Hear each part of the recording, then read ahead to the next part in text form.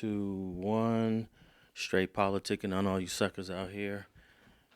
Back at it. Another episode with my co-host, Munchie B. And we got a guest co-host today from the east side of Long Beach.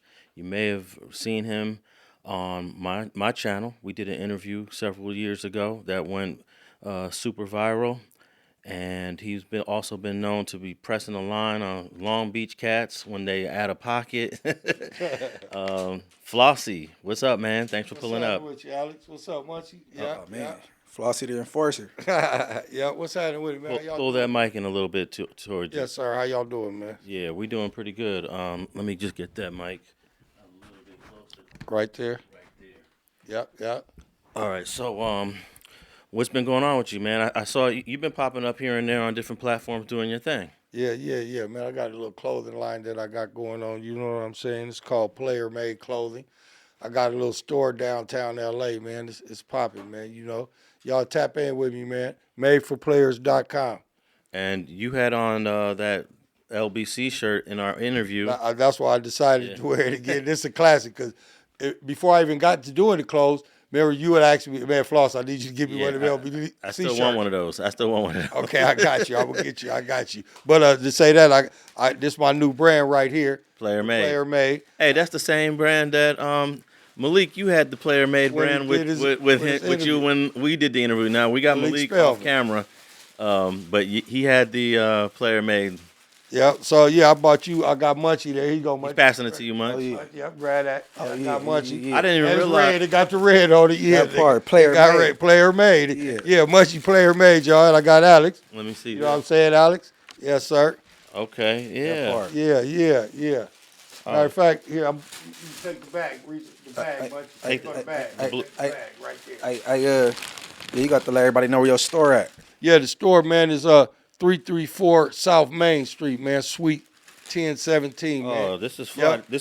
Follow me on Instagram, man. Y'all know what it is, or the Player Made page. Is this considered like the baseball style shirt? Yes, sir. Okay, there you go. That's for Alex, man. You see it, Player Made, man. Player Made, we playing ball. Yeah. Now, did you have this Player Made when we did the interview several years ago, or was it something else? No, that's what I'm telling you. Okay, it was just this. It was just this shirt. I wasn't even thinking about no clothing. One of my business partner, Wayne, you know what I'm saying? Shout out to Face.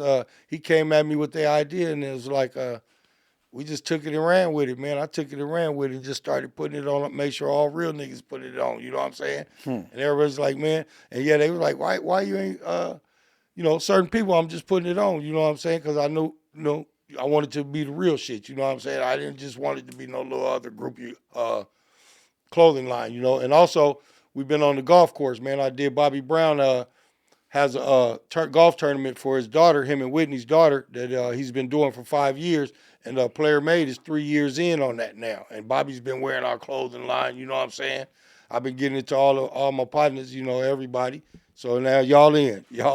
Oh, yeah. Show Munchie shirt. Show Munchie shirt. Next time I'm on camera, I'm going to throw it on and shout it out, though. Appreciate it, bro. Yep. Do me a favor, while I pull out Munchie's shirt, break down what this upside-down triangle is supposed to mean, because I want to make sure I ain't wearing nothing crazy. No. Actually, if you really look at it close pay, it's the P and the M, Player Made. Okay, I'm trying to see the P and the M. You'll see it. Yeah, you'll see it. Oh, I see it. Yes, sir. Yeah. That's what the catch Okay. is. That's what's selling the clothes. You know what I'm saying? P and the M. Who came with your logo? Actually, my boy Face, they came up with it after a couple. That's Munchie shit. Y'all see what it is. But Munchie shit says game tested, player approved, made for players. That part. Yes, sir. Yeah. Baseball with the red sleeves, you know what I'm saying? I know how to look out. Yeah. So real quick before we move on to some topics, I want to ask you about like this logo. Is creating a logo a very challenging thing, or yes, it is. It is. Yes. And what was the process for this one? Coming up with this PM. The Player Made, you know what I'm saying? We had to stay away because you got Percy Miller, Master P had his thing, so you got to be careful on how you did it. But just after, I guess, so many trials and errors, he came with that one. And just like you didn't understand it at first. And then when I told you what to look for, it hit you did. You know what I'm saying? Yeah. So we ran with that one, man. And then the Player Made Clothing Company. But we licensed and all that, man. We licensed it, LLC and all of that, man. Everything legal. You know what I'm saying? We copywritten. That logo belongs to us and everything. I bumped into a couple of artists that that do logos, and sometimes they charge anywhere from like $1,000. I saw one person said they would do it for $600, but it can get pricey trying to get someone to help you with your logo, right? But you can go to cheap route. You can go online and somebody could do it for you and all of that. But it's better to catch a homie coming out of exactly, prison and know how to exactly. draw. But he ain't lying. That's the best artist you would want. Somebody coming out of prison to know how to draw. But it's you got to have your design, your whatever you're trying to do. You know what I'm saying? You got to fit that into your design. You know what I'm saying? Hey, I learned that the Death Row logo for Suge Knight's record company back in the 90s was written by one of the homies. Yeah, exactly. It was. And it became one of the most iconic. In fact, I got a shirt over there hanging with the Death Row logo. Look at Joe Cool. Rest in peace, the whole boy, Joe Cool. Look at Joe Cool. What was his? He drawed Snoop, all the Snoop. Oh, that's right. Joe Cool, yeah. Okay, you got to tap us in because we exactly, ain't. Joe Cool's the artist that did the cover. That did the cover for DoggyStyle. Yeah, exactly. That's still being worn, jackets and everything. Yeah. He just gave J.O. Felony. Snoop Dogg did a jacket of that cover. Exactly. So I want a jacket. How can I get one of those jackets? You got to go to the Snoop store or go online. I guess. Okay. And shout out, here go a prison story. We was in Jamestown, me and Joe Cool. I forgot the date, but everybody on on the Jamestown 2 yard probably got a tattoo of Joe Cool's drawing. You know what I'm saying? From Mexican to black to everybody probably got a tattoo from back that. When was that? 2000? No, I want to say that was 93. Yeah, because me and Joe Cool was in the pen in Jamestown together. So everybody in the yard was trying to get a pattern from Joe Cool for Joe Cool. I know you remember that cover, Munch. The animated, the dog, and what was it? There's like a wall. The dog on the dog house. Yeah. The Snoop shit. Yeah, Joe Cool drew that. Yeah, all Snoop covers is kind of clever, though. Yeah, and that was Joe Cool draw, but that's that prison artistry. Yeah, that's what I'm saying. So the best bet, catch somebody coming fresh out the penthouse, you feel me? And they just, you know what I'm saying, got that skill. Yeah, you probably better save some money. You ain't got to pay no one like a couple $1,000s for a logo. Well, you know, these times we are in now, you know what I'm saying? Hey, but one of the hardest logos that I always see in Long Beach is stolen, though. What is that? Y'all stole a logo. What is that? Y'all stole the Cal State Long Beach logo. Hey, that is a hard logo, though, right? Is that really stealing, though? Yeah, really. How much? Just happen to be our colors. How much? Yeah, just happen to be our colors. It's just LB, right? Cal State Long Beach is the LB. Yeah. Yeah, a lot of the homies put the LB on a chain. Look, yeah. A lot of us old dudes, we used to go up to Cal State Long Beach and go to the store, the bookstore, and buy that shit. Yeah, that was. I just interviewed a youngster named Triflin. I think he had the LB logo from Cal State Long Beach tatted on somewhere on. Also, the youngsters do. Yeah, that's the thing. Yeah. But it is a hard logo. We all stealing logos though. Every hood steals somebody's logo, right? Yeah. SC, like you got an SC shirt. Well, this is really a SC shirt though. Yeah. But you talk to a hood nigga or a nigga from neighborhood, South Central. Hey, the '60s stole the Seattle Mariners logo. They've been wearing that for a while, huh? Hey, you know the neighborhood. No, because the Compton South Sides wear that too. When I was a kid, the neighborhood used to wear the North Carolina light blue hat. Yeah, I think I remember that. The Tar Heels, they don't wear that hat anymore. They went to the NY hat and the Seattle Mariners hat. Was it the 90s or the neighborhood Crips? Yeah, you're right. Collective wearing it could have been the 90s. All neighborhood Crips used to wear the NY? the NC, the North Carolina, yeah. But I don't think anyone's wearing that hat anymore. Yeah, I haven't seen it. Yeah, unless you from Rollin 90s, you go the 90s though, they Tar Heeled out. Okay. Oh, okay. Yeah. And the 30s stole the Detroit logo. I ain't gonna say stole it. I'm gonna say they adopted it. Hey, but you know what? That's a good history to ask everybody from every. When did the hood, the hats and all of that start? Well, you should know because I remember when Long Beach started. When I was young, the hat thing wasn't a big deal in the mid '80s. Yeah, it wasn't. I don't know. I think that started in the '90s, in the early '90s. I think that's when the hats start sectioning off. That's when it really started. Let me ask you this: when do you remember the first hood day for you? Because we had Bear from 8-9, who's basically one of the first creators of Hood Day from 8-9 East Coast. Mm-hmm. Do you remember when Hood Days became a thing in Long Beach? Actually, to tell the truth, or you might have been in prison. Also, yeah, I missed it. You did some time, but no, in Long Beach though, back in our, we didn't have hood days like that. It didn't start really. It came through the Snoop Dogg area, you know, with the younger crowd. But back because like I say, back in Long Beach, it wasn't divided between the Insanes and 20s back there. We was all together. You dig what I'm saying? So it really wasn't no 20 hood day or insane hood day. That shit came along, I think, during the rap era and, you know, and all of that. But it was going around though. Yeah. I mean, but it wasn't as looked at it as big as it is now. You dig what I'm saying? Because if you was a real banger, every day was hood day, nigga. Shit. Right. You feel what I'm saying, Munchie? Right. Yeah, because if you was with the homies every day, nigga, shit. But for me in Long Beach, it didn't get like that until, you know, I say the younger generation started making it bigger than what, you know what I'm saying, what homie is. And Munch, when you came up, it was already hood days and hat logos already in place. Right. Exactly. Yeah, it was fully in effect. Yeah. Exactly. Yeah. And grab an F hat. The Florida Marlins, right? Yeah.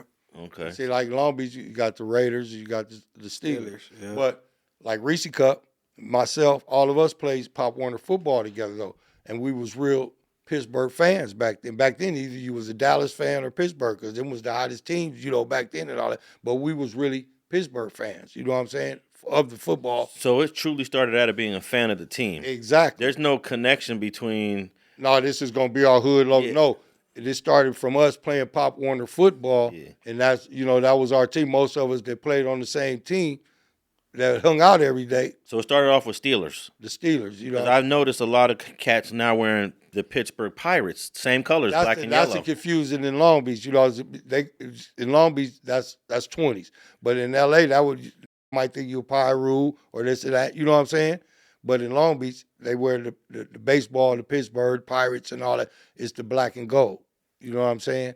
Yeah, that's what it is. Okay, so the Steeler thing came from y'all original homies playing Pop Warner exactly. for the Steelers. No, not the team wasn't the Steelers. We played for the Pop Warner teams in Long Beach, but most of us like to watch the Steelers on. That was our team. You know, like everybody had a team, but most of us were Steeler fans. You know what I'm saying? Okay. And then most of them, when the separation started coming, then most of them started looking for. You know, there was the Raiders, and that came like this because. And this was part of it like this. A lot of homies gonna laugh, older homies, but the 20s was hustlers before the Crip and shit came and all. When the 20s first started, we was hustlers. You dig what I'm saying? So the 20s always had the monies, the cars, and the girls.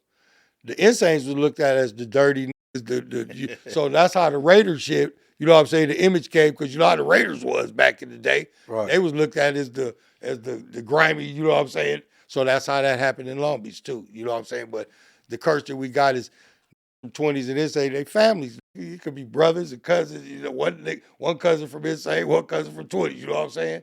That's a cloud over our head out there. No, I believe you guys must have been Steelers fans because there was a time they were winning all the Super Bowls back then. That's what I'm saying. And exactly. I want to know if Munchie can you name any of the Pittsburgh Steelers that was winning those Super Bowls back? Because they got big names. Cordell Stewart. Way See, that's what I'm saying. Yeah. I can't predate. I can't go back, but one of the guys on those winning Super Bowl teams that was in the 70s and early 80s is an announcer today. Who was that? Do you know Flossy? Who was the quarterback for all them Super Bowl titles for the Pittsburgh Steelers? Oh, Terry Bradshaw. Terry Bradshaw. Exactly. Terry Bradshaw is one of the commentators with Michael Strahan and a couple of the other guys. Yeah. But wouldn't have been no Terry Bradshaw if it wasn't racist in the NFL, because it was a brother, Joe Gilliam. Look him up. Okay. Baddest brother in the NFL. Quarterback. Was he on the Steelers? Yeah, he was the Steelers, but you know it was racist. There wasn't no black quarterbacks back then. Yeah, it was very rare. Terry was able to get who he was, but Terry will tell you today himself that was the hardest motherfucker to get throw that ball, Joe Gilliam. Okay. Number 17. Let me see if I could. Now I was a little kid too, so my memory might not be good, but I remember was Franco Harris the running back? Yeah. Franco Harris. Franco played with Bradshaw. They were together. Yeah, on the Pittsburgh Steelers. Yeah, but Gillen was before that. Oh, I'm just trying to remember those Steelers. Oh man, you had Mean Joe Green. Rocky Bleier. No, wait, Mean Joe Green. I thought he was on the Dallas Cowboys. No. Okay. Because remember he had the commercial with he threw the jersey to the little boy, asked for his jersey. Yeah. Thanks, Mean Joe. Okay. Mean Joe Green, Rocky Blyer. You had. I'm born at the end of the 80s. Yeah. So, hey, look, I can't go no further than. Lynn Swan, number 88. Lynn Swan, yeah. Yeah, he was the baddest wide receiver back then. There it is, Pittsburgh. Yeah. Okay.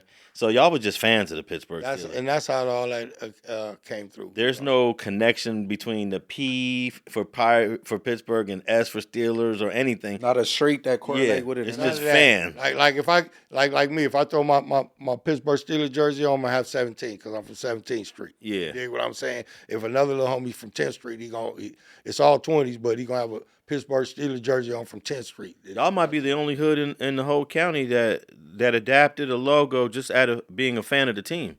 Because usually most logos are related to the name of the set. Exactly. You know? Exactly. No, there's some good history right here. Yeah, exactly. All right, so before we move on, where can people find your store at? Oh, yeah, man. So, I'm down on Main in L.A., 334 South Main, Suite 1017. Or you can log on to madeforplayers.com. Or, follow your boy Big Floss on IG, man. Yeah, you definitely doing your thing on IG. I see you on there all the time. Yes, sir. Yes, sir. All right, I wanted to tap in with the story of the most popular Mexican rapper out of Los Angeles County. He just got popped for a case in El Paso, Texas, 2 charges of possession of a controlled substance. Munchie, you interviewed this dude a few months ago. Yeah, he been in prison. I don't know how much drugs he had on him. He's supposed to make that disappear, though. No, for real. Yeah, he knows. Yeah. Now, but the bail was only $10,000 on one charge and $20,000 on the other charge, but that's kind of high for a dope kid. That means you had more than just a little piece, right? And he was in Texas, you said? And he was in Texas. Oof. Man. I don't know how they lost, but getting caught with dope out there, it probably ain't like getting caught out here with some dope. All right, let me just read this real quick. Ain't no getting a program, huh? Exactly. An L.A. rapper who was in El Paso for a show was arrested on drug charges and had to cancel his event. According to jail records, Franklin Scott Holiday, a.k.a. Lefty Gunplay, was arrested this weekend and charged with possession of a controlled substance and for bringing a prohibited substance into a correctional facility or civil commitment facility. Oh, my God. So he did try to make it disappear. Holiday was in El Paso as he was sent to make an appearance at a Chuco brunch event hosted at the Friend Sports Bar and Kitchen in El Paso. Below is a video shared on social media that shows Holiday in handcuffs being escorted by a police officer at the front desk of an ER office. So that second charge, that means he had it on him and they didn't know, and he was trying to get rid of it. Yeah, probably when he went to jail. Yeah. Once they got him in the cell, hell yeah, he tried to probably get rid of it. But why get charged for possessing it in a facility? That's the worst charge to get charged with, just getting what he would have got, just getting caught with it. Now, it sounded like he got some of it in. He didn't get caught with all of it. Then when they stripped him down, when he got in there, they found the rest of it. That's what happened. So he got caught in a penal institution. Yeah, that's what happened. But then they could hit you with like you trying to smuggle dope into the pen. They could hit you. But look, if you're being arrested, they're taking you to jail. He's being charged with bringing a prohibited substance into a correctional facility. They brought him in. But they searched. They got the dope we found in the car or in your pocket or whatever. Yeah. But we don't got the dope in your ass till you get in there and strip search. They probably asked him, "Do you got anything else on you?" And he said, "Nah, I'm good." They're gonna strip you. They're gonna strip you. Gonna strip search. They're gonna find it. Okay. They're gonna find it. That's what happened. That's exactly probably what happened. So you think that's a worse charge? Hell yeah. Okay. Yeah, because now they could say you was trying to smuggle it. They tell you that. Let us know now before you're going to get another charge, because then the charge that we could hit you that you was trying. We asked you, did you have any more? You said no. Now we stripped you down. We found it. So now you was trying to sneak the dope up into a facility. That's a cold game right there. Yeah. Institution. Exactly. In Texas, I know they ain't playing. Now it says here, according to jail records, after posting a combined bond of $35,000, he was released. So $35,000 for those 2 charges. I think one was 20. And one was 10. One was 10, but he also got charged with a minor thing about no seatbelt. So it was 20 and 10, total for $35,000. And then you didn't get to make the show, so you don't get paid. The show was canceled. Yeah. We begin with the latest on 3 arrested during a traffic stop in East Central El Paso. One of them, Los Angeles rapper Lefty Gunplay. According to El Paso police, this past Sunday, just before 3 p.m., they were patrolling the area near Gateway West when they conducted a traffic stop on Buffalo Soldier. 30-year-old Franklin Scott Holliday, also known as Lefty Gunplay, and 40-year-old Rafael Rueda were arrested for not wearing their seat belts. 46-year-old Renel Cordova, who was driving the vehicle, was arrested after being in possession of cocaine.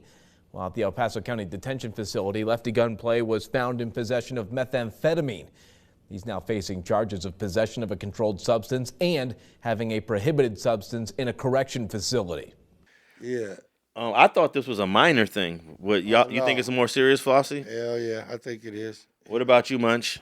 I mean, if you make your lawyers go to work, get some probation out there. You know what I'm saying?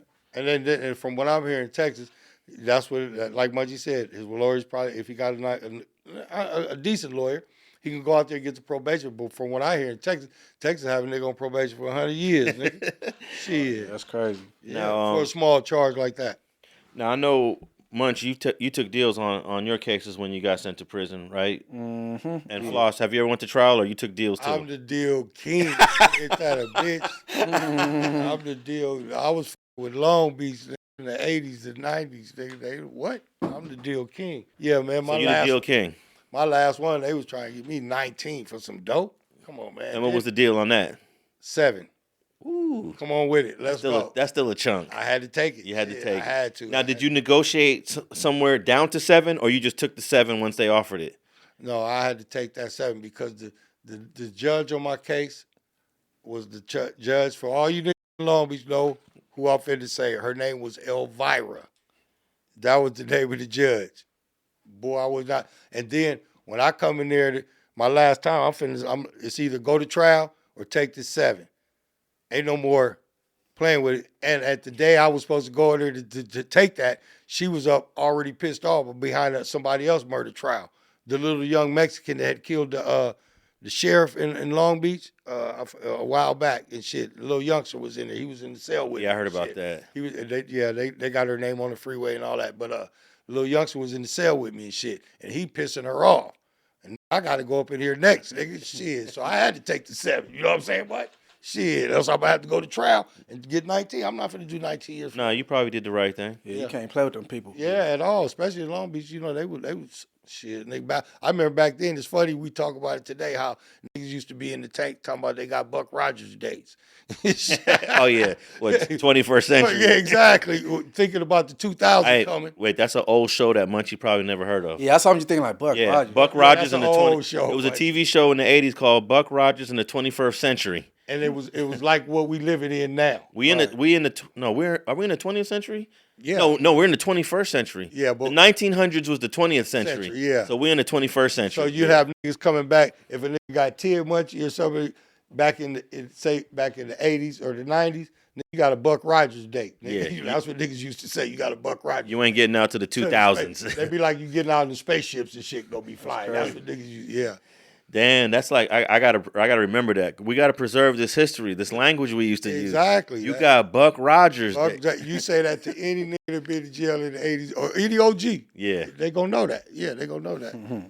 Yep. So how was you feeling, man, when they said 19 years, man, and you had already just got out probably not too long before. Yeah, I had let me see.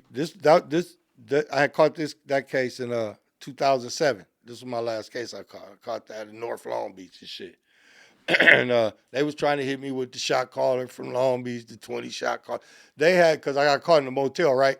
So they trying to say that I was giving the little homies drugs and getting them high and money and prostitutes to do shit for the hood. You were the ringleader. That's what they was trying to quote unquote. Yeah, but see, I'm a shot caller on files for the city of Long Beach. But I'm not on gang files for if you on the FBI files, you're a gang member. You dig what I'm saying? If you're not on FBI files, you could be on the files for the city where you from. You dig what I'm saying? So that's where they had me. You know what I'm saying? Up under the city of Long Beach. But I never went to the county and signed nothing and talking about nigga, hell no, because you do that, you're on the FBI's list. Now you're a real documented gang member. You dig what I'm saying, Mooch? Munchie? You dig what I'm saying? So I never did that. But up under Long Beach, yeah, I'm a shot caller for the Rollin 20s and that, and they was hitting me with all them dirty enhancements and shit. You dig what I'm saying? Well, what's up in the north side of Long Beach? It's always a little confusing to me because I understand the east side, I understand the west side, but the north side of Long Beach borders Compton. Exactly. And it seems like it doesn't feel like Long Beach to me when I'm up there. It's the four corner block. Shout out to my niggas for the four corner blocks. You know what I'm saying? You had the Mac Mafias. You know what I mean? They still up there, but you had the boulevards. Remember we talked about the boulevards. The boulevards. You know what I'm saying? Boulevards is that was Long Beach. That war used to be because I guess Boulevards was claiming Long Beach, but Long Beach niggas from East Side used to look at them as Compton niggas. You know what I'm saying? That's exactly so what that was a real war back then. Yeah. That's really before the Insanes and 20s really started developing. That was a big war too for Long Beach. The Boulevards and the East Side of Long Beach. That was a big one. You know what I'm saying? But that's a huge distance away. Y'all ain't.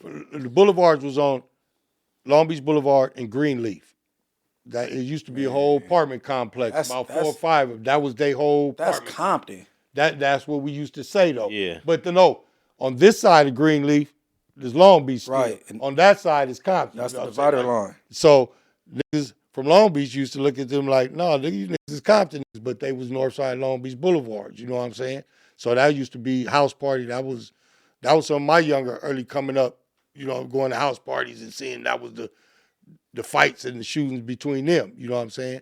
But yeah, Long Beach used to look at them as Compton, you know what I'm saying? Compton, that's how it was. And when you was hanging out there, when you caught that case, was there friction between North Long Beach and you being from the east side? Oh no, nigga, I know all them niggas. I'm a Long Beach nigga, for real. North, south, east, and west, and they know. Yeah. But no, I used to stay up in the motel up in there, you know. But this day I wasn't doing nothing out there. I was just up in there chilling, relaxing, you know what I'm saying? Police just happened to come up in that motherfucker. Gang task, you know. Yeah, me and Munchie were just talking about North Side Long Beach, Let's count all the Crip hoods on the north side, and we came up with 7. You didn't name two ends. Yeah, we did. No. Flossy didn't just. Yeah. Sex, remember sex, money, murder. Sex, money, murder, 2 wins, Long Beach Old Hood, 4 Corner Block. The 5 Deuce Brick Boys. Brick Boys, Boulevard Mafia, Mac Mafia, and that's what we got. Yeah, that's about right. And then you got a projects up there, the Carmelitos. Yeah, that's Brick the 5 Boys. Deuce Brick Boys. Yeah. 5 Deuce Brick Boys. Shout out to my homie Big Spud, nigga. Yeah, doing good, driving them trucks out there in Vegas. Yeah. Yeah, so we covered them all 7 of them. Yeah, that's them, yeah. All right, well. And see, what really used to, the conflict, I think, used to be the North, because, you know, East Side, you know, we thought we just, you know, but the conflict with because a lot of the Compton niggas would live in North Long Beach. You know what I'm saying? Like you said, like what you said, that's cross Greenleaf is Compton. Right. But that's like close then. You got the South Side Comptons, all that. You got the Old Hood Comptons. I forgot the Old Hoods, nigga, Compton. You see, niggas didn't even know they had an Old Hood Compton. I thought, wait, Old Hood's Long Beach. Isn't it? Old Hood is a North Long Beach set. Right. Yeah. That's the Old Hood, Yeah. Because they was right across from the boulevard. But they on the border. That's what. They on the border of Compton, literally. But everybody used to look at them as Comptons. Yeah. You know what I'm saying? But that was the confusion with the North Side. You dig what I'm saying? Yeah, it's a very unique and different kind of part of Long Beach that not too many people talk about. Last question about Long Beach. I did an interview with some dudes in Carson, and they claim that there used to be a Piru set in Long Beach. Long Beach dudes all the time claim it's a Crip city. It's a Crip city. Do you recall any sort of blood or Piru set ever forming in Long Beach, Floss? Never. Wow. I recall them coming. They came down there. Yeah. You know what I'm saying? Yeah. And moved in to try to sell cocaine and all that, and get into it with the Insanes of the 20s. That's any bloods down there. That's how it happened. But as far as a gang set, no. Documented on paper and all, no. Okay. No.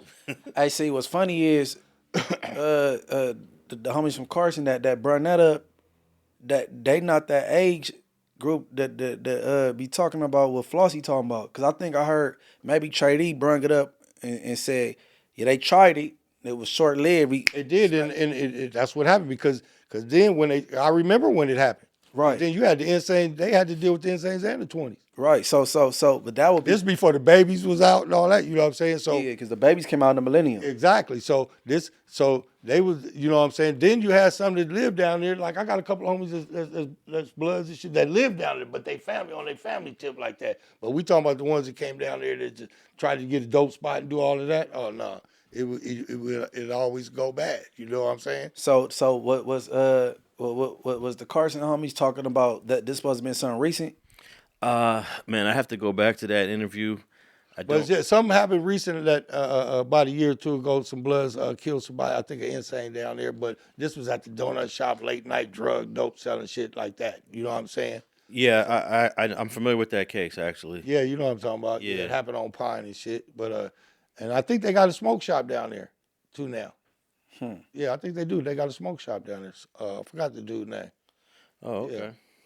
All right, well, I guess if Lefty Gunplay takes your advice, Floss, he should accept any deal that they're offering in Texas, especially. Huh? That's all I keep saying, Texas, man. If he was in California, I'm pretty sure he would know how to wiggle and jiggle. Hey, But Texas? But your homeboy from Long Beach went to trial here in Los Angeles. One of the biggest trials at the time had Johnny Cochran and got a not guilty verdict. Let me tell you, and another thing a lot of people don't, Malik could tell you this about this. Malik told me about this. During that, he knows more about it. During that case, Snoop and him was the lawyers, was the first lawyers to bring computers into the goddamn courtroom to work computers like that on that case. Yeah, because that was at, what, 93 or 94, somewhere in there? Yeah, 93, I think, because I went to the pen in 93, because Pocket just got killed. We just did the Dogfather, and I'm all thinking I'm finna go on tour with Snoop and all this, and my ass ended up going to the pen. Yeah. Then when I got out, that's when the East Siders and all that had formed. You know what I'm saying? I got my first computer in 1993. It was a 386 processor, which was considered pretty slow. So, yeah, back then. Yeah, Malik, what the computers that the whole Dream Team, Snoop's team had? Not only that, though, thankfully to Death Row and other people, Snoop had the first. They can't hear him because he don't have a mic. He so said they Wi-Fi. Yeah. They had the first Wi-Fi because Death Row Suge had the whole Wi-Fi and the whole computer set up for Snoop in there. They've never had that done in courts. Yeah, I do remember when they started bringing those computers into the courts. But yeah, your boy was very successful in his defense. Shout out to Suge, nigga, every time, because if it wasn't for him, nigga, Yeah. So I'm a shout him out. You And know then what I'm saying? and then of course Johnny Cochran, you know. Shout out to the big guy. Rest in peace. They need you down here, Johnny. These niggas is losing down here. Shit. For real. Yeah, they losing. I know you said we gonna get to Tory Lanez. I bet you if Johnny was on that case, he would have been a different story. Hey man, probably. Johnny was just a different type of Yeah, man. legal beast in that courtroom. He wasn't playing no games. I was just watching the latest documentary on Netflix about O.J. Simpson, and I'm still amazed at Johnny and all the little strategies he used against Marsha Clark and Christopher Darden. The head of the Dream Team, man. He made them look like elementary students.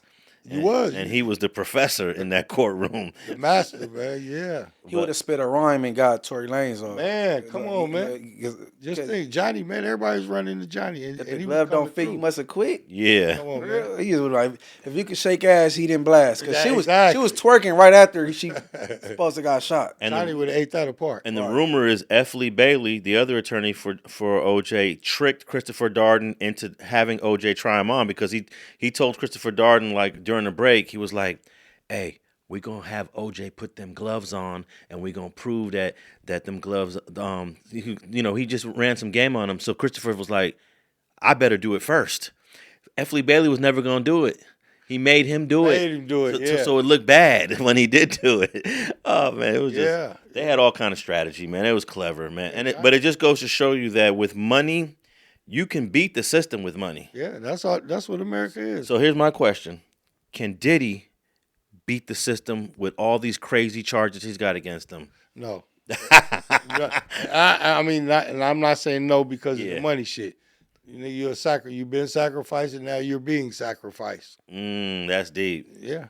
I hate to say that. I got at his son the other night, you know what I'm saying, chopped it up with. I said, man, just keep praying, man. I said, most of all, man, you got to live your life. You got to keep living your life, you know what I'm saying, and take care of your sisters, nigga. Family, nigga. And also, his is Diddy's case is a Fed case. It's not a state case. That's what I'm saying. Say that. When you say beat the system, I don't think people Not talking the about the Feds. Fed. Yeah. That, Talking about some state shit. Yeah. All right. I do want to talk about an update on Diddy's case, but before we get on that, one of our most viral sensations on the internet, who's been in jail for the last week or so, 4Extras, he's still sitting in the L.A. County jail, but they put here that he has a court date of March 5th, and we'll see if this is just a temporary hold or if this is going to be a longer violation. But I looked up the last time he violated, they just gave him 120 days, and he only did like a month and a half and got out. That's the county. That's LA Yeah. County for you. That's crazy. Yeah, but if he got a court date, then it's a charge. I thought he just had like a violation.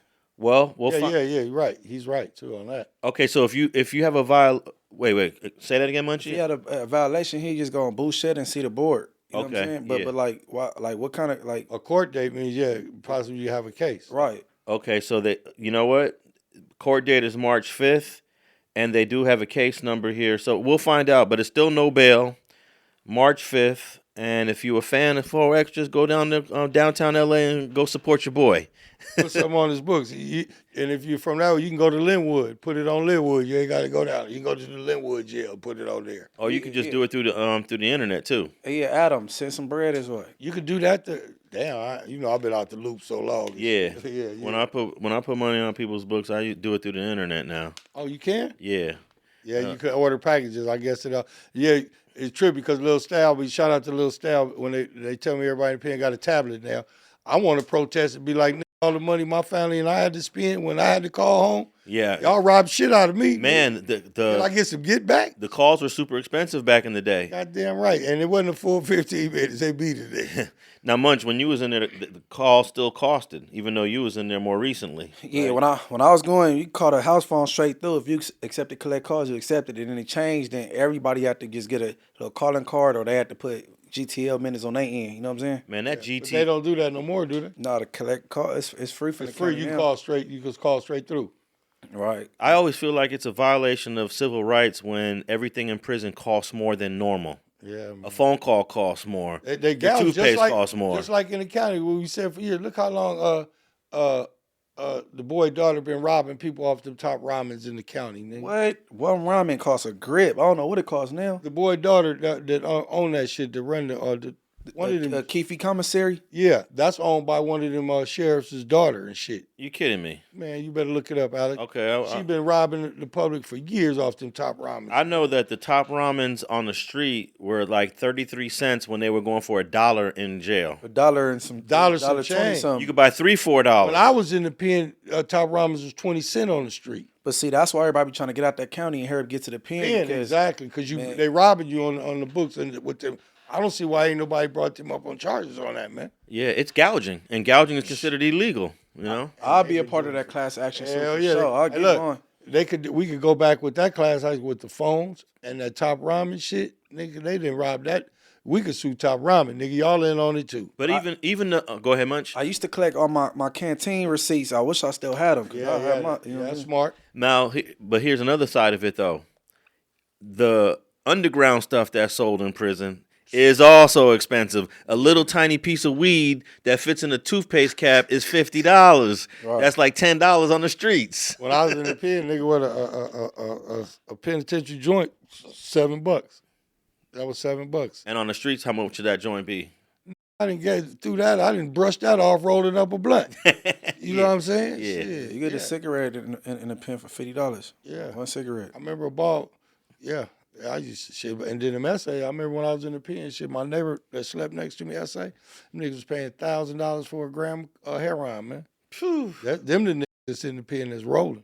You know what I'm saying? That's coming home and buy a car or paying somebody rent out on the street, shit. Yeah, and ain't no telling what the price of that shit is now. So imagine how much this iPhone costs in the pen. You goddamn right, Wes. You goddamn right. That the ones that got the phone. And then look, when I left the pen, I came home in 2010. The phones was just starting to get popular. Because I remember my first time using, I was 90 days to the house. Nigga from the Bay let me use the phone to call home I was shaking like a snitch at the gangster party. Nigga, I was like, because in camp, if you get caught with the phone, they try to give a nigga escape. You know what I'm saying? Yeah, so I was like, oh man, hell no. But that's when phones was just getting popular in the pen, just coming in. All right, so the prices cost more in the county than they do in prison?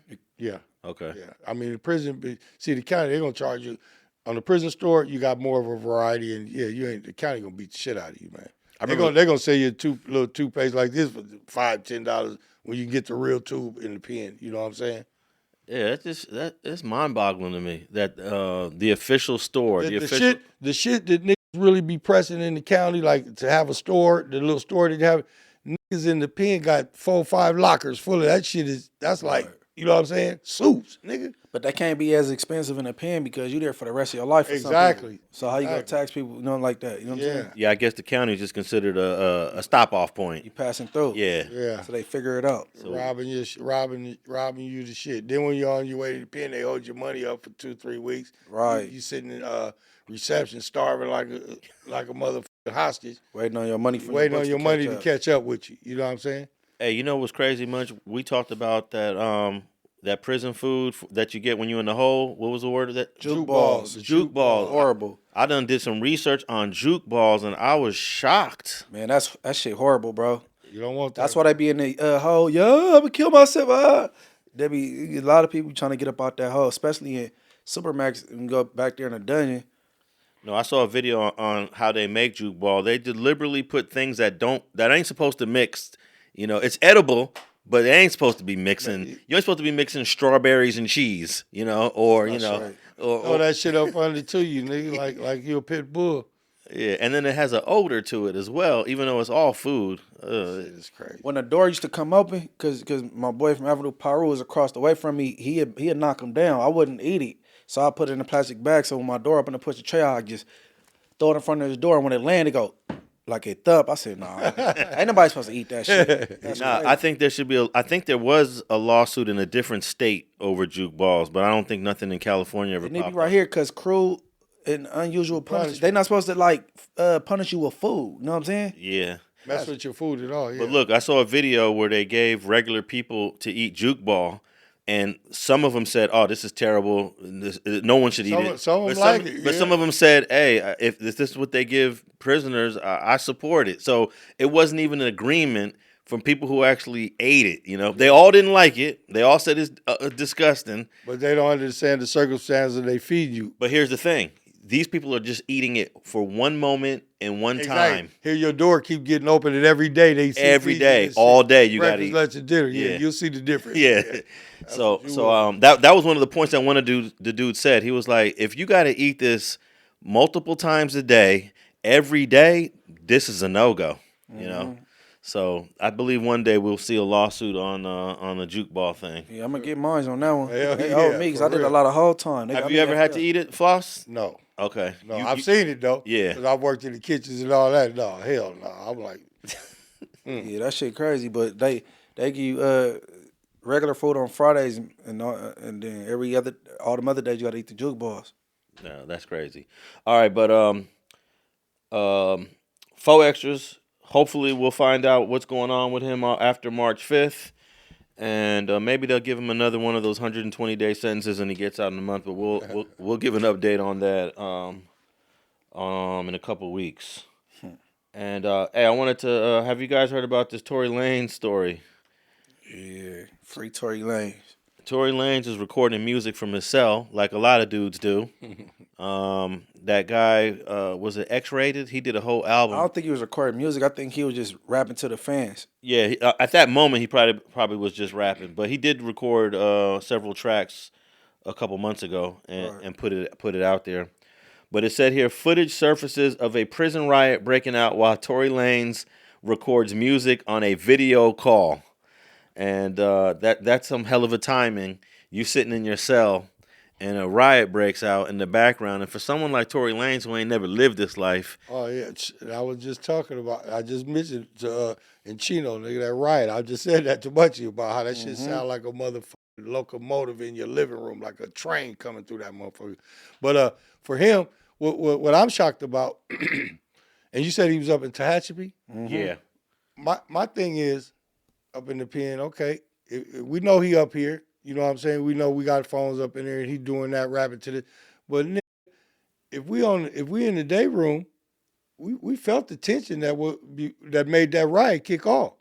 Something happened, prior for it to escalate. You dig what I'm saying? And 9 times out of 10, if something finna go down, blacks didn't already say, man. If you listen down. close, I heard somebody say, "Get him, Groove." Get him, Groove. Okay, see. So you know who say So Groove. then again too, The Hoover, it might have so been it black spontaneous. on black. Yeah, it might have been black on black also too. Then you know what I'm saying? It might have been black on black. I don't know if you got that clip, but if you listen close, you can hear him say, "Get him, Groove." Yeah. Okay. Starting the recording. All right, tell me right. So I'm right now. I gotta go up. Tell me, you ready? Ready. Hey, I can't say I'm the same from last year. You can see the pain inside my eyes and I can't mask it. We was cutting metal off the bone so we could stash it. 500 on his Zella, make him do gymnastics. Seen that nigga run out to the yard and he got backflip. Crying in the cell so many nights that I got trapped in. I love him more than I got trapped in. Morning I got What the fuck?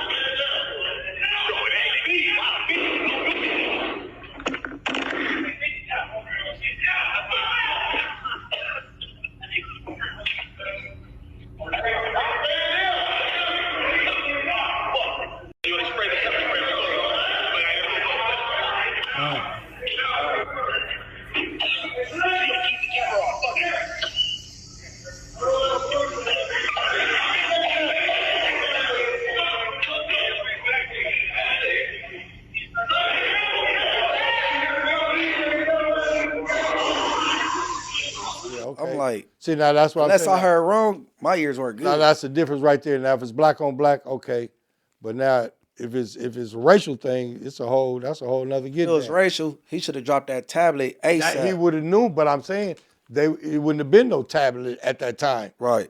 Yeah. See what I'm trying to say, Alex? So you're saying, Floss, if he would have got the word, hey, it's about to go down. Exactly. Yeah. You know what I'm saying? So for now that could be like all the blacks is out together at one time. Okay, and y'all playing some cards or something and get down over some cards or some dominoes or basketball. You know what I'm saying? I could understand that by him just filming and not being aware that something was finna jump off. So it had to be black on black. All right, let me read this article, and then maybe we'll get a better understanding. It says here that Tory Lanez was hard at work recording a verse over the phone for his new album when all hell broke loose in the background. A prison riot broke out. They gonna say riot, make it sound good. It might not even been a riot. That's what I'm trying to tell you. Yeah. Melee, yeah, that's what it 9 times out of 10. And then this is my thing though.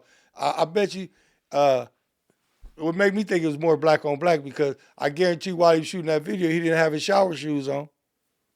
Yeah. You know what I'm saying? Yeah, you ain't supposed to be wearing that in a day room. Exactly. But he was in a cell though. Oh, he was? Wasn't that the No, cell? he was in the day was in the room. day That's room. a day room, homie. Okay. That's how I know it's a melee. You know what I'm saying? It's probably some black on black shit real quick. Right. Yeah, because it would a riot is when all the races or the Mexicans and the blacks or the whites and the blacks or the whites and the Mexicans. You know what I'm saying? That's riot. Melee is something that happened in the dorm. A dorm consists of 200 people maybe at one time. You dig what I'm saying? Which he's probably in. You know what I'm saying? Dorm setting is more dangerous than the cell setting. You know what I'm saying? Because everybody in there living at one time. Mm-hmm. All right, according to this article here, it says you could hear how the California Correction Institution prison walls are shaping Tory's new song content as he passionately rapped 500 on the Zell will make him do gymnastics. These are just some of the rap bars he was rapping at the exact time. Yeah, he really telling on himself because he probably paying one of them CEOs $500 they'll bring the phone in and all that. And then he said, I done seen somebody run on the yard and hit a backflip or something. He said, basically somebody getting effed over. You know what I'm saying? Yeah, so it says here that Tory was forced to flee the scene when the pepper spray dust kicked up, making it scary scenario. I think the pepper spray kind of hit him a little bit. Yeah, because I guess that's what the video is grainy. It's not very clear, but you do kind of see something in the air, you know. Oh, yeah, probably that pepper spray, hell yeah. Hey, I'm going to ask Munchie on this show before we leave. Me and Munchie go get a prediction. Is he going to be a blood or Crip when he come home, Munchie? let's do it. Let's make it. You think he's going to get turned out? Come on, man. It always happens. I ain't never thought about it, but I'm gonna start thinking about it before we wrap it up. Exactly, yeah. I mean, not saying that he go get put on or this and that, but when you're in jail, you hanging with certain motherfuckers, this and that, you know what I'm saying? You get to learn the lingo. You know I swear to God, I heard "Get 'Em Groove" in the background, so it might be. I'm gonna throw Hoover in there too. So I'm gonna figure it out by the end of the show. Hey, see what I'm saying? We're gonna give our prediction. Yeah. Yeah, he might have a whole new crew of guys in L.A. he hangs with when he comes home, huh? Come on, my nigga. Yeah. Because once you up in there, niggas, you got to kick it with somebody. Man, I'll take Tory over Tekashi any day. Any day, like a motherfucker. Yeah, because he act like he kind of, you know what I'm saying? Got a little man complex, and he with the bullshit. Yeah. So you think, let's say Tory's meeting dudes in prison, but they're also telling him, hey, when you get on the streets, tap in with such and such. Tap in with my dudes over here. It's possible he thinking he's something right now. Exactly. Yeah, I just messed Munchie up when I said that. How much? Right, so running with a car. Here's the important question. Here's the real important question. Should Tory Lanez follow up on his relationships that he has in prison when he comes home, or should he distance himself and leave all of that alone? No, you could meet some good people there. Exactly. I don't mean get involved with no gang. Yeah. But like you meet some but good people. people. That jailhouse talk is niggas that ain't going there. Well, man, look out when the nigga come on. And it's a few people that he probably is gonna look out for this and that. You know what I'm saying? Yeah. That's how it go though. His entourage may most definitely change. You might see I'm like with Munchie. That's what I was saying. If I say that, guarantee his entourage gonna change when he get home. Yeah. But did he actually hang out in L.A. much before all this happened? Not like hood type. in the ritzy part. Yeah, he out at the parties, the Kanye's and all that. I can tell you this: if it was Tupac, if Tupac was in Tory Lanez's position, Tupac would come home with everybody he knew in there and tap in with everybody on the streets. Mm-hmm. Trying to. That would be his. That's his character. But I think that was part of Tupac's whole demise because he hung out with too many people from the hood and not understanding the real layers. But that's his real personality. Though. Yes. You know what I mean? Yeah. Some people they get rich and then they get bougie and all that. But check this out. He's still grounded. If I'm in another city and I'm hanging out with their dudes, I'm not from that city. I wasn't born and bred in that city. Yeah. But you from that cloth. I'm not going to fire on somebody from that city. But no, that's what I was just. You know what I'm saying? No, that's what I was going to say. And I'm talking about that's not understanding this culture and the Yeah. ramifications. That's what happened. And for people who are listening who might not understand what I just said, I'm referring to when he decided to punch Orlando Anderson in the face. Not knowing the real seriousness of this game. If I'm hanging out in Portland and I'm with all the Portland dudes, I'm not going to get into it with another Portland dude and put hands on him. I'm going to let the Portland dudes handle that. Exactly. Because they know who this guy is. You don't know who this guy is. Like Pac didn't have. Boy, okay, so me being Tupac, I wouldn't have got off first, but I would have participated. Exactly, that's what you probably would have. But yeah, because you wouldn't have got the blame of it. I wouldn't have got off first, but I just got an example. I don't care who hood I'm. If I'm in the Rollin 20s and somebody come through busting at the Rollin 20s, I don't care if they blood or Crip, I'm busting back at them. Cause this is where I'm at. Exactly, it's in my direction. You know what I'm saying? Yeah, because I could get hit too. Yeah. Right, and I'm over here hanging out with these niggas. Yeah, so. I don't know, but I know he shouldn't have took the first initiative. No, because no, you know why Pac shouldn't have did that? Because it really wasn't his fight. Right. That's where he went wrong. Right. It really wasn't about you. It was about the nigga who got took. But okay, but maybe so when they told the nigga who was supposed to chain told Pac, that's the niggas that took my chain. But maybe he looking at it like I'm from Death Row, Death Row, not a mob thing. Death Row. They took a Death Row chain. Yeah. So he looking like you got Death Row effed up. Yeah. Right. That's where he f***ed up at. But then not knowing this is 20 years of mob Piru nigga Southside Compton War. Nigga. And then he got a vendetta against Bad Boy, and he know Bad Boy is aligned with these Southside dudes. Exactly. So he looking like it's his beef too. Yeah. Hey, the last thing he thought was that he was gonna get aired out like an hour later. Yeah, that was his last. But no, I don't even them niggas from Death Row. I still say today they know who Baby Lane was.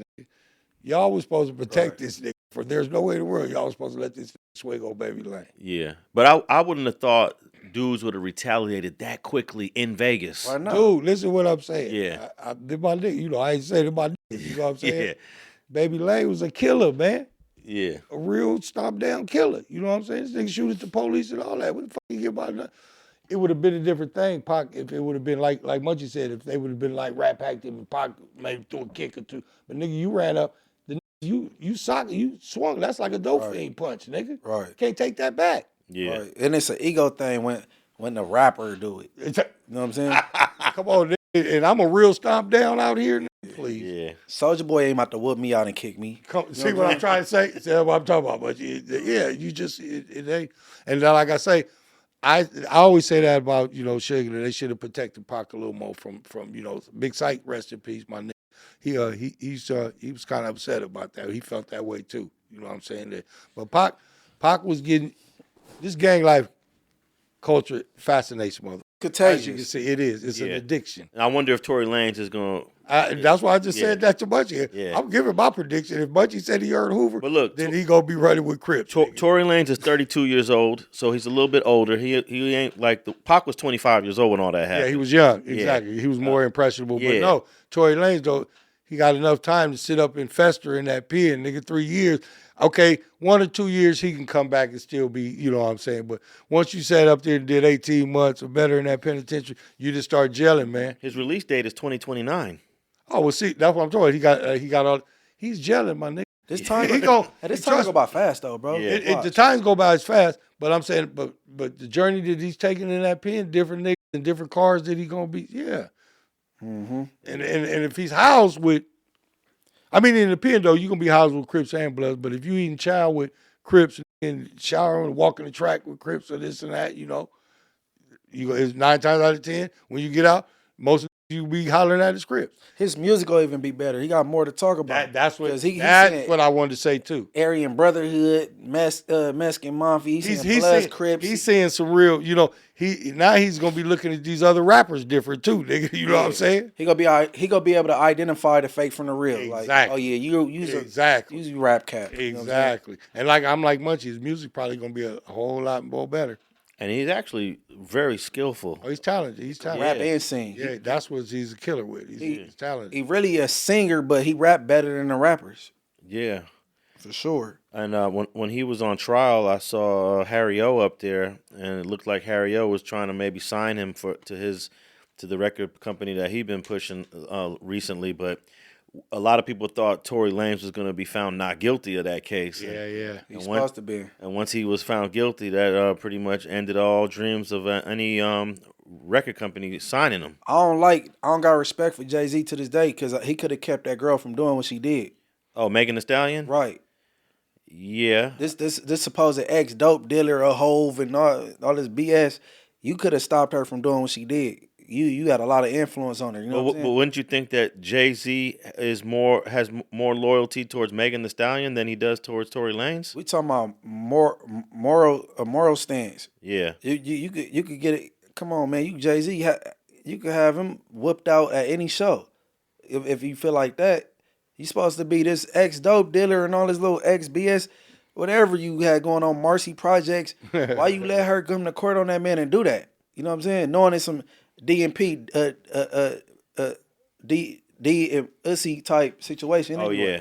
Well, unfortunately, I don't think Bro will ever even publicly comment on it because he doesn't really talk a lot. Yeah, you ain't supposed to publicly. You're supposed to behind the scenes told Megan, hey, man, chill out. Don't worry about it. We're going to let it work itself out. No, that would be a great question, though. Like, how did you feel about Megan Thee Stallion testifying against Tory Lanez, Mr. Jay-Z? But he wouldn't do interviews because he got too much dumb-ish in the closet that he'd get asked and he don't know how to answer it.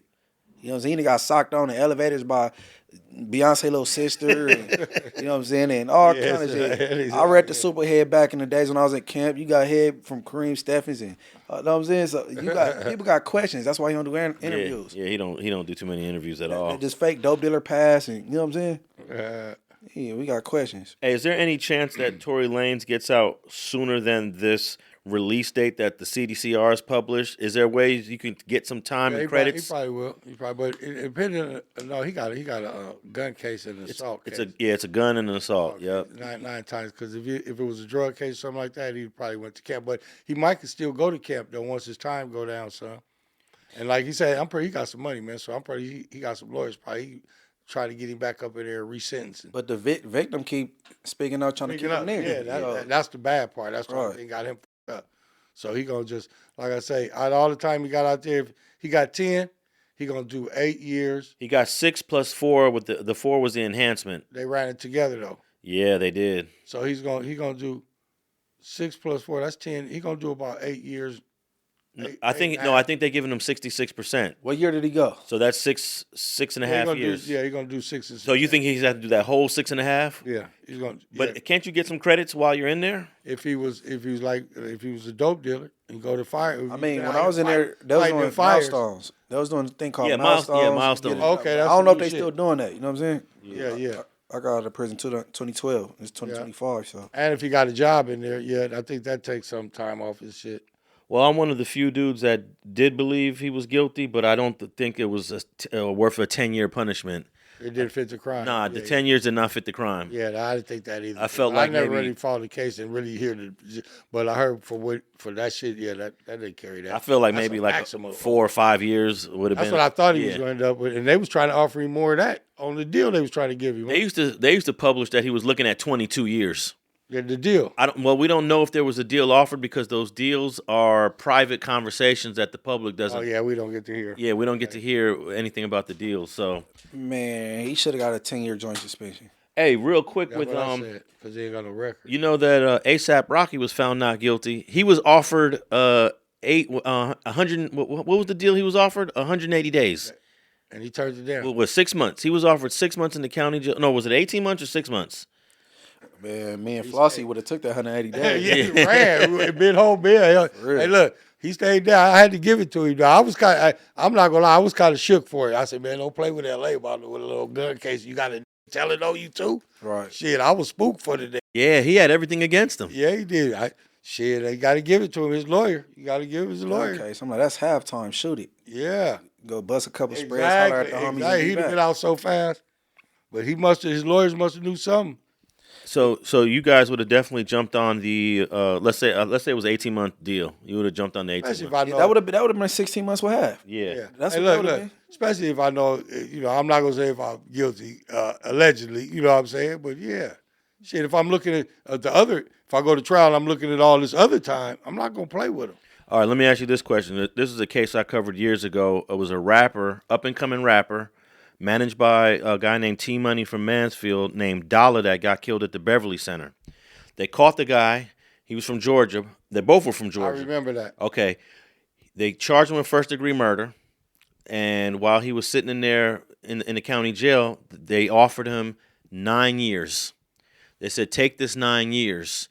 Bro said, I ain't taking no 9 years. I want to go to trial. You know, first-degree murder is 25 to life. Off the It would have top. been out already. Right? Yeah. So then his own lawyer, Howard Price, his attorney, Howard Price is a great attorney. Howard Price even said, this is a good deal. On a murder case. On a murder, 9 years. He did not take the 9 years. He went to trial and was acquitted. Are you serious? Yeah, he was acquitted of killing Dollar. Damn. Yeah, he got a not guilty verdict. It's another one I would have took. Yeah, that's another. Most people would have took that 9 years, right? Damn. Oh, yeah, he might have given the rest of my life in jail. And then, but see, I gotta stop there too. See, me and Munchie, we'd have had to take that because we got records. Right. So those dudes, you gotta look at them. They probably don't got no records. They first, you know what I'm saying? Right. It's like with Tory Lanez. I don't see he was supposed to get all that goddamn time. You know what I'm saying? He don't got no record. He's supposed to get a 10-year joint Exactly, suspension, not 10 years. Yeah. Yeah. Like me, I go up in there and I got a record. Yep. And we trying to wear me out. You got to play deal or no deal. Yeah, I got to play ball with him. You know what I'm saying? Yeah, this guy that didn't take the 9 years, he had no record. No record. Smart man. Yeah. You got room to wiggle now. You can Yeah. play with him. You And can check play this with out. him then. Here's another interesting fact. He was prosecuted by the same person that prosecuted Snoop Dogg in '93. The guy that got acquitted of killing Dollar. Is that right? Yeah, same prosecutor. And I told him, I was like, dang. So that prosecutor do a lot of losing. Yeah, that's what. Well, those are only 2 losses. Those are 2 big losses, though. Right. Those are 2 big losses. Yeah. But yeah. That's crazy. He do a lot of Like I losing. said, that plays a lot to it though with your record. Like I'm saying, how they did my boy Lil C Style. He ain't had a record and they gave him all that time, but he'll be on to get back. Shout out to Lil Style. He'll be back. Lil Style. Lil Style. Okay. Yeah. So he been putting in his appeals and All trying of to get that. his get Yeah, back. trying to get some get back. They over since and the judge's sentencing was, I think he got threw off the bench or some type of crooked stuff he was involved in. Oh, that's good then for him. For him, exactly. The prosecutor's name is Robert Grace. and he's a real good guy. I got to know him over the years. I like Bobby Grace. So he a good guy prosecutor. Yeah, he is a good guy, but he lost the Snoop Dogg case and he lost the dollar case. Shout out to him. But he's a good prosecutor, and I think when he prosecutes a case, I feel like he's fair. You know how some prosecutors are hard. That's rare. They come in hard. That's rare. But Bobby Grace, he's a brother, and I believe that's part of his style. Being black, even though there's some hardcore black prosecutors, but I think Bobby Grace is a fair prosecutor. He don't come in there with the extras and the rah-rah and the, he wouldn't have been saying you're the kingpin of the Long Beach, the whole Long Beach city. Putting all them extras he wouldn't have put all those extras on it. Yeah. And that might be a reason why he lost these two cases. Because he don't put extras on shit. Yeah, he don't put extras. And I thought Snoop Dogg he got lucky because the guy's name was Malik also. Yeah. They shot him in the back. You rarely win a self-defense case when the victim is shot in the back. That means he was fleeing. Exactly. The self-defense is over. Shout out to Suge Knight. Once again, the real dream team. And check this out. This is so ironic. Dollar, he took a bullet to the back at the Beverly Center. And he got the self-defense acquittal. So there's so many parallels. I talked to Bobby Grace about this. I said there's so many parallels to the Snoop Dogg case and to the Dollar case. There's so many parallels. But all right. Lastly, Munchie, you sent me a link about Diddy's lawyer. One of Diddy's lawyers just quitting. Did you tap in with that? Yeah, I said maybe it was something about the other lawyers on the team and they not coming to a common ground and they had different theories too. You know what I'm saying? Or they said it could be some new enter evidence because as soon as this new evidence got entered, that's when he quit. He maybe overwhelmed. I don't know, but that's bad because he booting up for trial and the lawyer quit. Yeah. And the lawyer quit. Like who got time to try to come with a new strategy and all the little. You know what I'm saying? Well, check this out. The lawyer that just helped ASAP Rocky get that acquittal, his name is Joe Tacopina. Diddy is trying to get Joe Tacopina to be on his defense team now. Yeah, hell yeah. And apparently he doesn't want to be. Let me read this article real quick. This just hit the wire a little while ago. Okay, Joe Tacopina has been buzzing ever since he helped ASAP Rocky receive a not guilty verdict in his recent felony assault. The 58-year-old lawyer recently revealed that his efforts were requested to help Diddy in his upcoming sex trafficking case and racketeering trial, but he turned the opportunity down for one particular reason. Or rather, one particular person. I was asked to take a look at the case. That's not another case I said I was not interested in. New York attorney told the Breakfast Club. What did he say? I was asked to take a look at the case. That's another case I said I was not interested in. So bro don't want to do the case for whatever reason. Conflict of interest. It sounds like you saw somebody dealing with that case. And then that's the reason why he ain't trying to deal with it. So Joe Tacopina just did an interview for the Breakfast Club, and he talked about not wanting to take the Diddy case. And let me read this last part. It says here, everyone wants a picture with P. Diddy at one time or another when they want to party, he said. Of course, distancing oneself from the once controversial mogul now as he awaits trial could be viewed as a convenient revelation, but Tacopina's close ties to the billionaire may give his words more merit. Nonetheless, Tacopina proudly denied adding another star to his list of clients, which already includes ASAP Rocky, Donald Trump, Michael Jackson, A-Rod. Rocky was so pleased with the attorney's efforts during his felony assault trial that he and Rihanna, the mother of his two children, promised to immortalize his name in their family lineage forever. What does that mean? Damn shame. They're going to have another baby and name it after the... Joe. They're going to name it... Tacopino. Yeah, Tacopino, yeah. I don't even know what that means. That's crazy. They said sounds like a Italian name. Just name an album after him. Yeah. Do a song, right? Yeah, really. Do a song. But so Diddy's got some challenges. Try not to squeeze those bottles, please. Oh, yeah. Diddy's got some challenges because one, attorney just quit, and then this Joe Tacopino, he don't want to take the case. That's toe up, man. Yeah, man. Like, I just seen the son the other night at a little function, man. I told him just keep praying, man, and keep living his life, man. Take care of his little sisters. Okay, so who was here, Munchie, that said that Diddy has a chance of beating this case because he got the money. Who told us that? I said for different reasons. I don't know about the money part. I said for different reasons. You know what I mean? Not the money thing. You know, Spotter used to be all over the place. Spotter said he didn't have a chance, and I heard him say maybe he did. You feel me? So, but I said if all that baby oil is what y'all got, that's what y'all banking off of. What I mean, and then like you know what I'm saying, being a trick and being freaky is not against the law. You know, dudes fly females in all the time. Exactly. They getting flued out, and then for a girl to be on a computer and he telling her to look for a sex worker, quote unquote, she could pick. She not under no distress. At least she picking something she attracted to. You know what I mean? I seen I gotta give Charleston White this one. I said Charleston White say he see everybody that's going after P. Diddy is going after a lawsuit. Nobody's going, straight with a case. Like you know what I'm saying? Yeah, everything is lawsuit. It's all civil, not criminal. Ain't nobody went and filed no criminal case on this nigga. Everything they got him, he shouldn't even be locked up, really. They should take that into account too. That Yeah, he shouldn't even, because it's a money thing. Because ain't nobody went in them courts and said this nigga raped me or kidnapped me or blind or made me come across state lines. You gotta have a witness for that.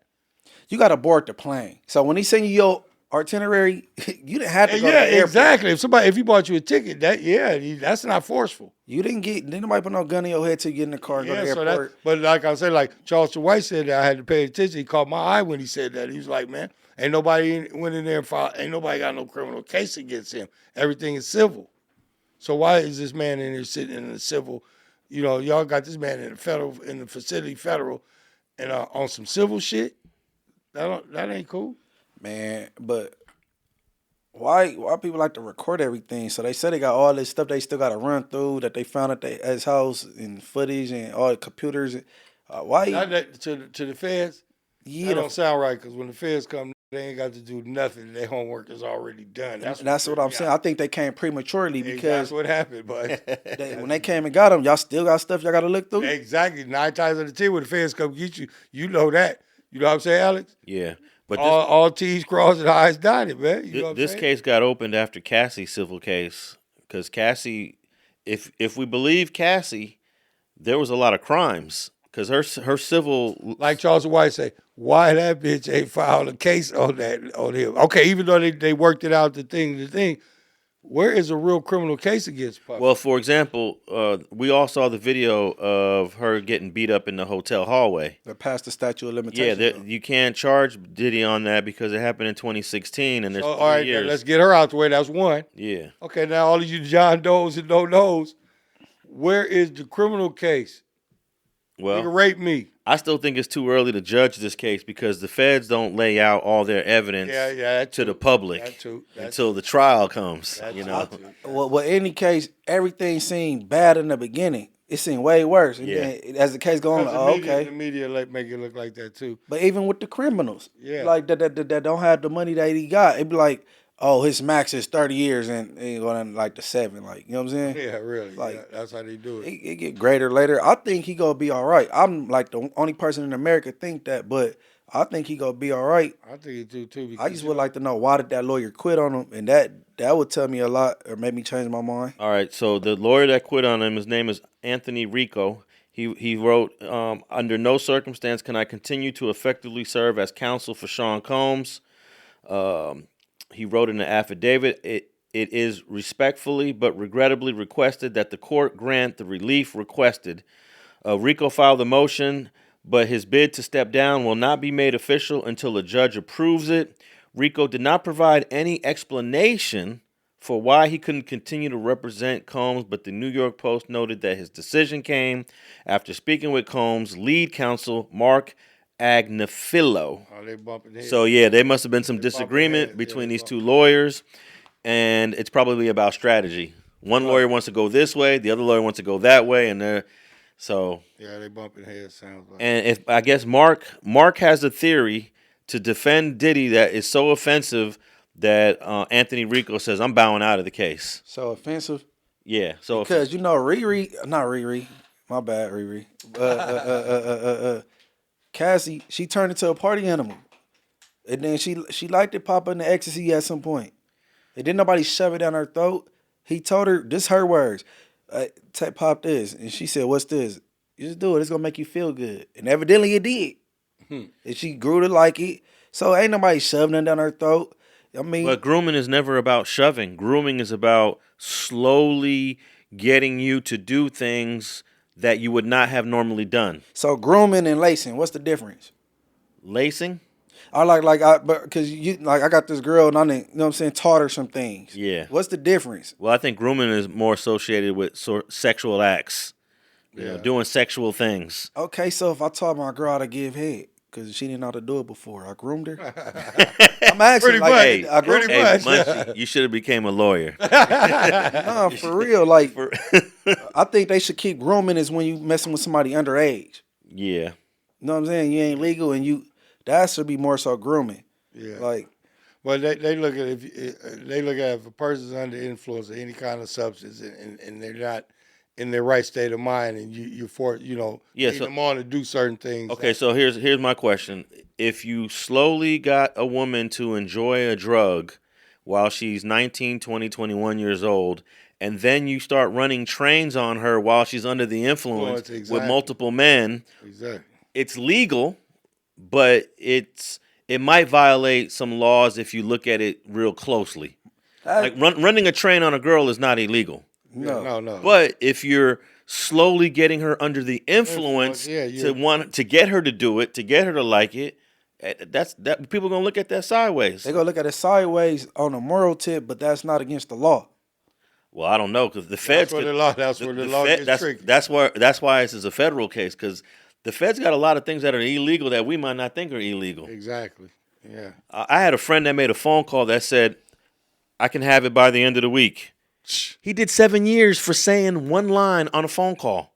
I can have it by the end of the week. Conspiracy. That's big. You can never go to prison in the state of California for that. Well, Conspiracy. I ain't gonna say his name because he might not want his name said, but I think we all know who he is. And he went to the feds on the phone talking about fishing, and he was really fishing. Talking about catching fish, you know what I'm saying? Yeah, if them people on your line, the words is big. And then I was looking over the Florencia 13 indictment from 2007, and they had two guys on there talking about I'm at the studio right now. Can you bring me some hamburgers? And they said the Fed said the hamburgers meant drugs. And he did 5 years. That's he did 5 years for a conversation about hamburgers. That might have really been hamburgers. No. But I think they know that it ain't that, and they just want to bang somebody because the feds, they got gang intelligence, they got people that could decode that and the different slang and all that. You know what I'm saying? Yeah. Well, I know Munchie's been free Diddy since he's been arrested. Right, because you don't take nobody to jail for being a freak. Yeah. He hypersexual. All right. You know what I'm saying? He needs some help. Hey, look, and them you got Diddy locked up in them Abercrombie and Fitch boys. Oh, those guys are they kind of wild, huh? Man, they out on bail or something, but they not talking about them. Them niggas worse than Diddy. So were they tied to Diddy? Are they connected? Oh, they was on their own thing. They white? Yeah. Well, that's how that go. They'll never blast. But they messing with kids for real though. They'll never blast the dad from 7 Heaven. They don't the Abercrombie and Fitch thing. That's what I'm talking about. Them too. Yeah. They don't never like. You know what I'm saying? But the black people and Oprah help them get blasted. You know what I'm saying? That's why I don't care for Oprah. Yeah. She always go after our legends. Like Kobe got acquitted. Well, whatever you want to call it, it went away. And Gail, her homegirl, want to bring up. Well, Kobe, his let our legends be our legends, bro. Yeah. All right, well, I will be the one to blast them. Former Ambercrombie and Fitch CEO, who is charged with sex trafficking, has dementia. Lawyers say so. That's I can't remember now. That's gonna be their defense. So I stole some poom poom and I forgot. From the kids though, nigga. Some kitty coochie and I forgot. Yeah, I can't remember now. That's crazy. Yeah, Mike Jeffries is charged with sex trafficking. He's the CEO of Abercrombie and Fitch. He's claiming he has dementia. This is from December 2024, so just a couple months ago. This is fresh, but we don't really hear about the Abercrombie and Fitch. Come on, man. Yeah, Puffy. They throw Puffy out in the front, but they bigger than shit bigger than Puffy. All right, man. It's been a pleasure, man. Floss, tell everybody again where they can tap in with you. Player made. Player Made, man. Y'all remember the Player Made, man. We downtown LA, 334 South Main Street, Suite 1017. Follow me on Instagram, Baron, Big Flossy Stevenson, you know. I holla back, man. You know what I'm saying? And how do we get that LBC shirt? Is that on are you going to make, you should put that under the No, Player actually, Made. I can't do that. Okay. Actually, shut this VIP Records, man. You can go to VIP. Shout out to Calvin. Calvin made these shirts for me, but he sells them at VIP Records. Hey, how come you guys couldn't save the VIP store, man? I'm a little trying. upset about that. I'm still trying. Is it a 7-Eleven over there now? It's a 7-Eleven with VIP, but VIP Records is still there. We just not in the section. It's still operate studio up in that motherfucker. It's still cracking. But the building that Snoop was standing on the roof in that video, that's the 7-Eleven now, right? Exactly. Yeah, so that was VIP. Yeah. But he's around the corner on the building around the corner. But VIP's thriving, man. Yeah, they got studios. But the original building is not there. No. If it's I ever, there, but it's 7-Eleven. If I ever met Snoop, that would be my first question to him. Like, Please. why wouldn't you have saved the iconic VIP record store? F everything else. That would start my conversation off with that. You definitely got the money, right? Am I right or wrong? It ain't even the money too. You could, because when we went to the city council to play for the sign, you know, the Whistler sign. Yeah. All you gotta do, you know, everybody think it be about the money, man. It ain't the money. Yo, you know what I'm saying? I always say your Rolodex, people you know. You know somebody to know somebody. That's how that shit works, man. You know what I'm saying? But you should have pushed more for that because VIP should be a legendary landmark. Is there a lot of regret behind that from people? Yeah, the whole community. Yeah. You know, it was supposed to expand to be bigger than what it is. Yeah. Because to be truthful, that whole corner, that was before Nip did that on the corner, I was talking about that back, you know, the Snoop. But Snoop, I can understand he was young, fresh into death row. He wasn't thinking, you know, but I thought that back in the day because that was our corner. You know what I'm saying? That whole corner. Yeah. That was ours. You know what I'm saying? Still is, but, you know, they came in gentrification, though. But VIP is still there. They still thriving, too. Shout out to Calvin and the whole VIP family. You know what I'm saying? But, yep, this shirt is there, VIP. You know what I'm saying? Okay, I definitely got to get me one. All right, this is wrap up another episode of Straight Politicking. It's a pleasure, Munchie. You know what I'm saying? Shake my hand, baby. I appreciate you. Yeah, Good looking man. on the shirt. All Yes, our sir. socials. Represented for me. All our socials will be in the show notes below. Make sure you tap in with Munchie B on his channel, @heart_TV. He is going up over there. And I want to give a shout out to Drea the Virgo because she's doing an amazing job with not just Munchie's channel, but some other channels. And we out.